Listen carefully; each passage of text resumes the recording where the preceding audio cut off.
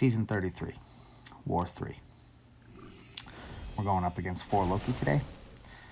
I am back up in Section 1, and I'm starting my war off against this Powersnack Chavez. Normally, I would use a Power Start 1 for this fight, but I opted for an Invulnerable today because I'm going to be using a lot of Power Start 1s in this war. And going forward, I'm going to have to be a lot more selective about which fights I actually need them for versus which fights it's more of a convenience for. So every time Chavez throws a heavy attack, she's going to activate one of her dimensions. It's going to depend on if she finishes her heavy or if you interrupt her in it. I normally let her finish it, and then those dimensions are going to give her passive power gain when she throws a special one. However, when she activates 3 of the same kind of dimension, it's going to activate 1 randomly of the other 2. So right here, she gets 3 negative zone, and that activates Utopian Parallel. I'm going to drop my special 2, and applying that Wither is going to remove the last activated dimension. So the Utopian Parallel is gone. But right here, she throws another heavy, and that activates Dark Dimension. Now, Dark Dimension gives you damage back when you hit her. So I'm going to start taking a bunch of damage, and I'm not actually going to be getting hit. So I know I want to get back to my special 2 here, and I want to kind of slow play it to let the Dark Dimension work its way down in time. And I don't want to take too much damage on my way to my special 2, but I know I want to get there anyway to try and finish the fight. It just happens to work out that as we get there and drop it, the Dark Dimension is pretty much done. We're going to bait out this special 1, and then the fight's going to be over. But we took about 50% damage without actually getting hit. And then moving into Section 2, I'm going to be on Path 8. I'm going to be taking this champion with Venom Pool. This node is Rich Get Richer, so my plan for this fight is I'm going to use my Energize as my favorite food buff, and I'm going to use it to get to a special 3. I'm going to drop it. It's going to increase my cooking meter, and then I'm going to activate more buffs faster. I want to get to 3 before he can reach 2 of his own Furies, because once that happens, he can activate his Unstoppable, and he can activate a regen when he throws his special 1.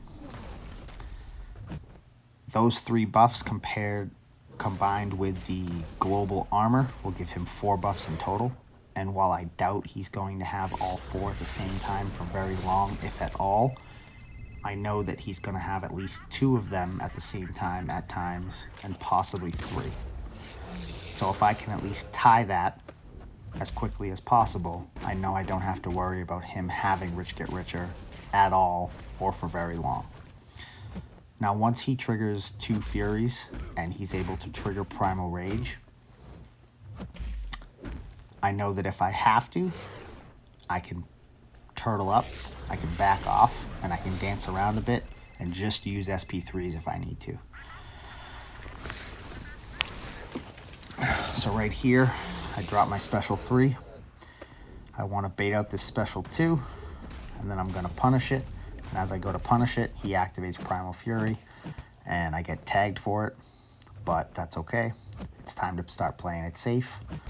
I'm going to back off, let the global trigger, drop my special 3 to get myself out of the corner. The fight is pretty much over at this point, so I'm in a really good spot. We're going to give him a nice chunky bleed from the special 3. I'm going to hit him once here. Primal Fury triggers. I had a feeling it was going to trigger. And then one more hit. It's going to finish him off. I heal up my Venom Pool. I get to this Angela. I have 22 seconds left on my Power Start 1.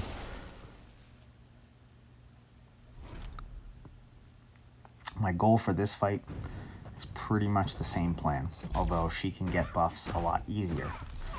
Underneath the bar of power, she's going to have an indefinite armor. When I push her over a bar of power, she's going to have an indefinite fury. And as I'm hitting her, she's going to get a regen.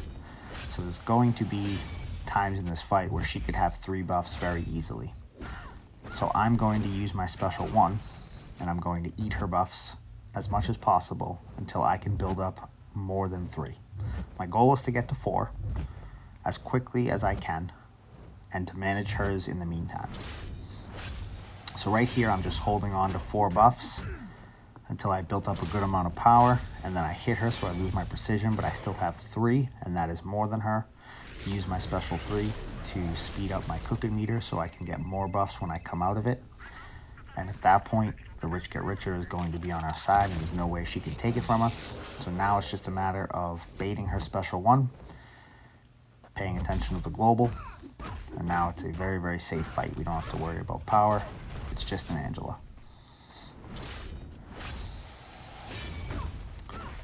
I stick to my SP1s at the end here because it takes a while to reach special 3 even with rich get richer. And that finishes her off. And then I'm gonna have this Mojo on 47 here afterwards. I use another Power Star 1 for this fight, although I'm very comfortable with this fight now. And I know I won't need one in the future here. I'm just going to use my exhaustions and the first wither that I have from the anti-venom synergy to build to my special 2 going forward, because this is a pretty safe fight, and Mojo really likes to play into the double hit there when I dash back and then parry his second hit. Now right there, I didn't wait for that indestructible to drop off, and that was just eagerness. I forgot to wait for it to drop off. I was excited to get my fights done. So I noticed that I did that, and I pay attention to it now. I wait for that indestructible, or yeah, it's an indestructible, to drop off before I throw my next special 2 here. That chunks him pretty good. And then we're just gonna stick to the same game plan of dash back, parry, which pauses the debuffs, lets the kinetic trigger, and we reverse it using our wither and exhaustions to keep him at 0 power for the entire fight. He doesn't get to throw specials. And then we drop our special 2 here, and that's gonna finish him up. And that was it for my fights last night. And then I have a Mangog in section 3 and the boss fight. And this is the score that is going to be up when I go in to do those fights. I got into work this morning. I saw how my day was gonna go. I knew that I was gonna be in one area for the entire day, and I know that area well. So I decided where I was gonna do my fights that I knew was gonna be a safe location, a nice quiet place. But I figured that by the time I got there and I was able to sit down and do them, there was a good chance that I was going to be the last person taking his fights. And the last time I checked line, I saw that we were up and we had a 1 kill lead. Someone had timed out on our thing boss. So from that point on, I stopped checking line. When I logged into the game, I didn't check the score. I wanted to just focus on what it is that I had to do. I didn't want to know what the score was, didn't want to know what the situation was, didn't want any unnecessary stress that would deter my focus from my strategy for my fights. So going into this Mangog here, I don't have a Mr. F pre-fight, but that's okay. My strategy is to land 3 heavies right off the bat, get 3 exhaustions, which is going to be 45% power gain reversal, very similar to the 40% petrify that Mr. F would give us. And by the time I was able to do that, I figured I would probably be at a special 2 or very close to one. We used a Power Star 1 for this fight as well, so that's our 3rd one of the war. We have 2 exhaustions up. There is our 3rd. Throws a special 1. I don't want to throw my special 2 yet because I see that the global is about to trigger, so I wait it out. I'm going to drop it here. We're going to get our 2nd wither. And at this point, he is not gaining passive power. It is just power that he's getting from when we hit him. There might have even been a tiny bit of reversal there. I think there was. It is now just a Mangog fight with unstoppable armor. Just working my way back to my next special 2. We get a 4th exhaustion. I see that I'm not going to have enough time to throw this special 2 before the global triggers, so I wait it out, and then we're going to throw it, and that's going to wrap him up. So this Civil Warrior boss, 4 Loki banned Sorcerer.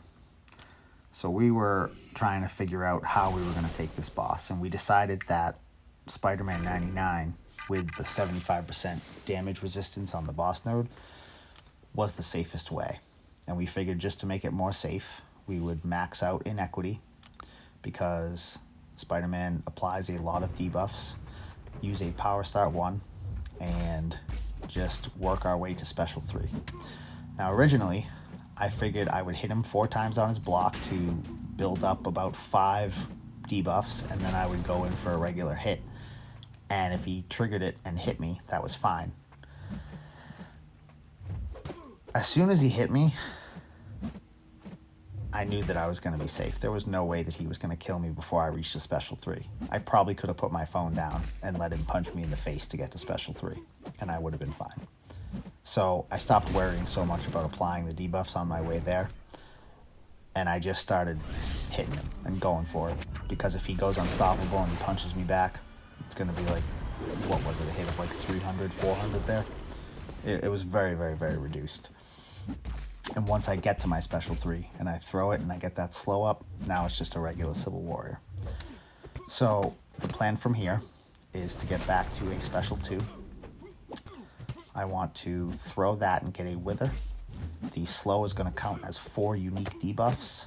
I'm going to have Rupture, and I'm going to have the weakness from my Resonate Mastery, so that will be 6 unique debuffs in total for the burst damage from the Special 2. Once I get back to my Wither, it will be very easy to maintain my Ruptures by hitting his block, or even just hitting him, they'll apply naturally. And then I'm going to work my way back up to a Special 3 before my first slow wears off. From there, I will finish the fight off with a Special 2. And in all my planning, prepping out where I was going to take my fights, everything, I forgot to put Do Not Disturb on for these fights. So when I throw my second Special 3 in this fight, my wife calls me right as I play the mini game in the Special 3. And I denied the call, I paused the fight, and I put Do Not Disturb on, and I started the recording back up. So when I throw the Special 3 here, we're going to come out of a paused special, and that's why. I used to have it set up so that when I opened my game, it automatically put Do Not Disturb on, but if I opened my game and then I just minimized it and went into something else and left the game open, it kept Do Not Disturb on for the entire day, and I just missed everything. So I didn't like that aspect of it, so I turned that off, and I'm normally very, very good about it. I think it was just the situation. It's just one thing I overlooked, and I'm happy it didn't cause any unfortunate outcomes. So we wrap up that fight, and afterwards I check the score, and I see that I was the last 2 fights, and if I had died, I would have lost us the war. So I'm very glad that I stopped checking line and I did not check the score before I went into those fights, because it allowed me just to focus on my game plan and not have any distractions from that. And that's all she wrote. Thank you for watching.